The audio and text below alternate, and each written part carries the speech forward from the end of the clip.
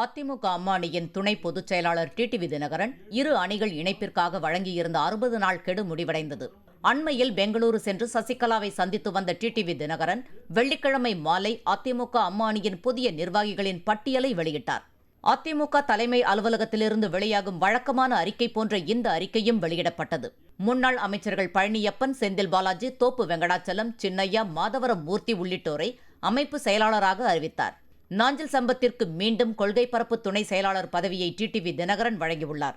இந்த அறிவிப்பு வெளியான சில நிமிடங்களில் சென்னை அடையாறில் உள்ள தனது இல்லத்திற்கு வெளியே டிடிவி தினகரன் செய்தியாளர்களை சந்தித்தார்.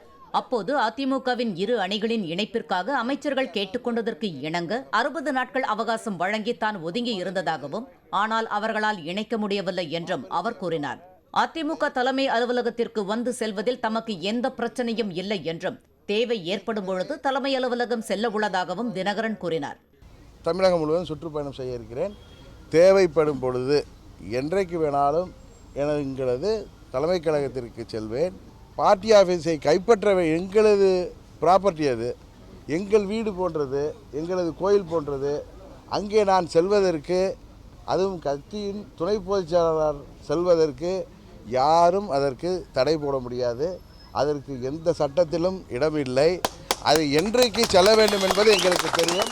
உங்கள் வாயிலாக எங்கள் இயக்க தொண்டர்களுக்கு அறிவித்துவிட்டு நிச்சயம் செல்வேன், விரைவில் செல்வேன். அதில் எந்த ஒரு மாற்றமும் இல்லை. அதிமுகவின் இரு அணிகள் இணைப்பு குறித்து 2 மாதங்களுக்குள் விரைவில் நல்ல செய்தி வரும் என்றும் தினகரன் தெரிவித்தார். நாடாளுமன்ற தேர்தல் வெற்றியே தங்களுக்கு இலக்கு என்றும், உள்ளாட்சித் தேர்தல் எப்போது வந்தாலும் அதை வெற்றிகரமாக எதிர்கொள்வோம் என்றும் அவர் கூறினார். தமிழக மக்கள் நலன் கருதியே ஆளும் அதிமுக அரசு மத்தியில் ஆட்சி செய்யும் பாஜக அரசுடன் இணக்கமாக உள்ளதாகவும் தினகரன் குறிப்பிட்டார்.